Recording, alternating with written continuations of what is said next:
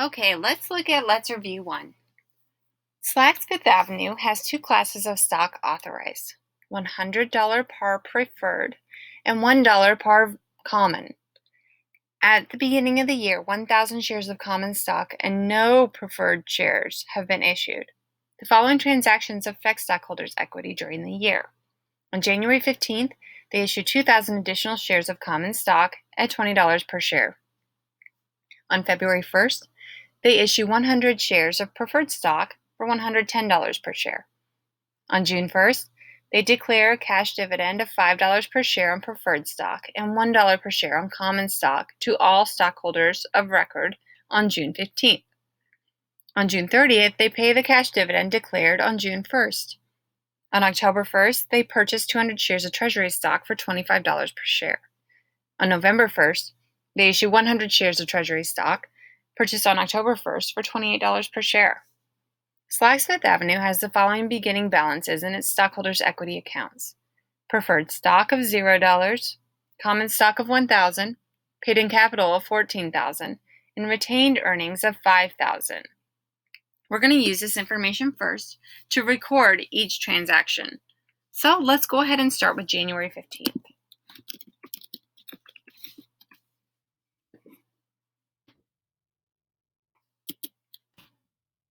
Okay, on January 15th, they issue 2,000 shares of common stock at $20 apiece. So this is going to involve cash. The cash will be equal to 2,000 shares at $20 per share. 2,000 times $20 apiece. So that's going to be a debit of $40,000. And we're going to credit common stock. And we're going to credit common stock for its par value. So common stock has a par value of $1. We sold 2,000 shares at $1.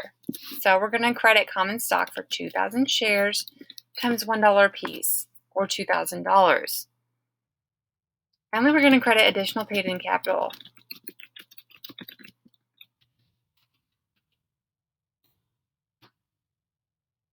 Additional paid-in capital will be determined by taking the difference of the two. So it's going to be the cash, $40,000, minus the common stock of $2,000. The additional paid-in capital comes out to $38,000. This is us issuing common stock above par. Okay, so next up on February 1st, they issue 100 shares of preferred stock for $110 per share. So the first thing we're going to do again is we're going to do the cash.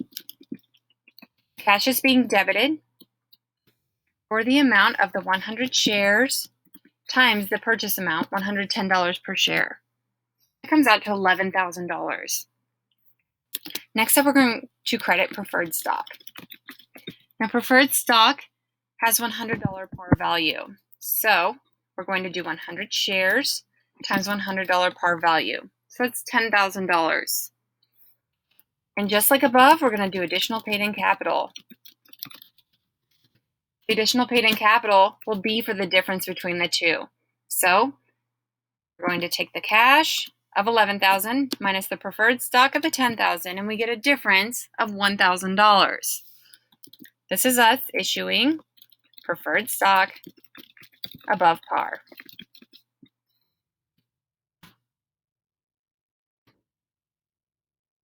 On June 1st, they declare a cash dividend of $5 per share on preferred stock and $1 per share on common stock to all stockholders of record on June 15th.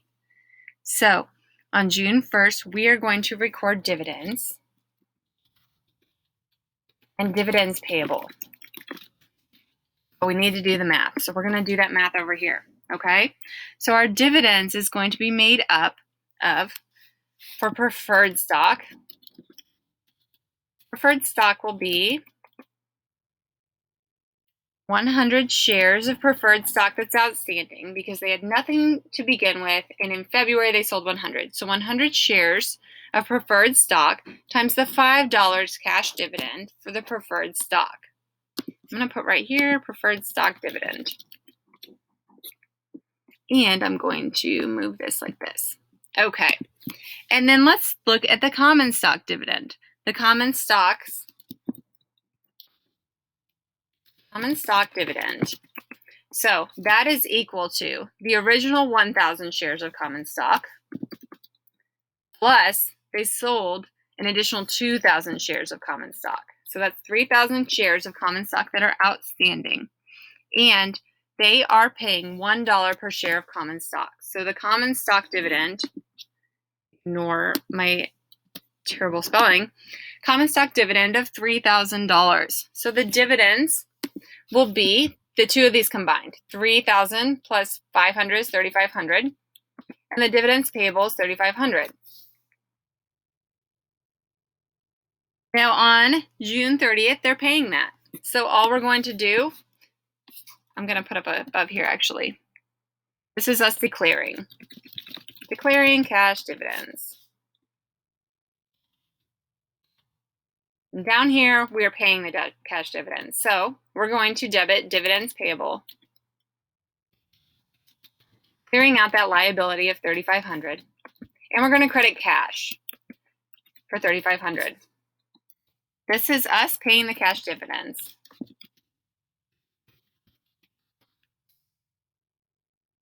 Okay, now let's look at treasury stock. On October 1st, we purchased 200 shares of treasury stock for $25 per share. So let's go ahead and do that. Remember, treasury stock, we're going to debit that because it's a contra equity account. So treasury stock, the amount that we're going to debit it is going to be the 200 shares times $25 a piece. That's $5,000. We're going to reduce our cash in the same amount. This is us purchasing treasury stock.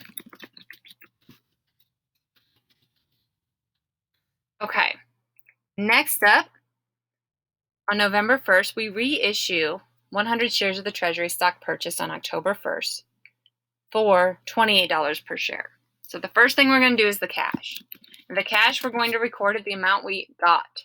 So it's going to be $28 per share times the 100 shares. So 100 times 28, you're going to get $2,800 in cash. Now the treasury stock is going to be recorded at the amount we purchased it at. So we purchased the treasury stock at $25 per share. So we're going to credit treasury stock at 100 shares times the 25 that we purchased it at. So $2,500. The remainder will go to additional paid-in capital.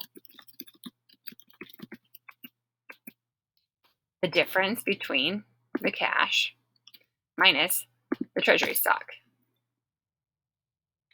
This is us reissuing treasury stock above cost.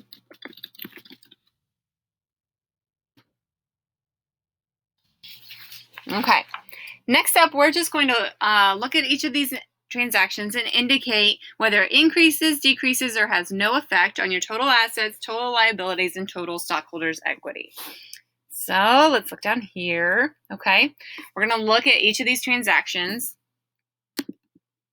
and we are going to determine the impact. Okay, so when we issue common stock, we are increasing our total assets because we're getting cash. It has no effect on our liabilities, and we're increasing our total stockholders' equity. When we issue preferred stock, the same thing happens. We receive cash, has no impact on our total liabilities, and it increases our total stockholders' equity. Now, when we declare cash dividends, it has no impact on our assets. It does increase our liabilities, and it decreases our stockholders' equity. Oops. Okay, when we pay the cash dividends, that is going to be a decrease in cash, so obviously reduces our assets, and a decrease in our liabilities, and no effect on our total stockholders' equity. When we purchase treasury stock, it reduces our cash, has no impact on our total liabilities, and it reduces our total stockholders' equity. Finally, when we reissue treasury stock, it's going to increase our cash, again, have no impact on the total liabilities, and it increases our total stockholders' equity.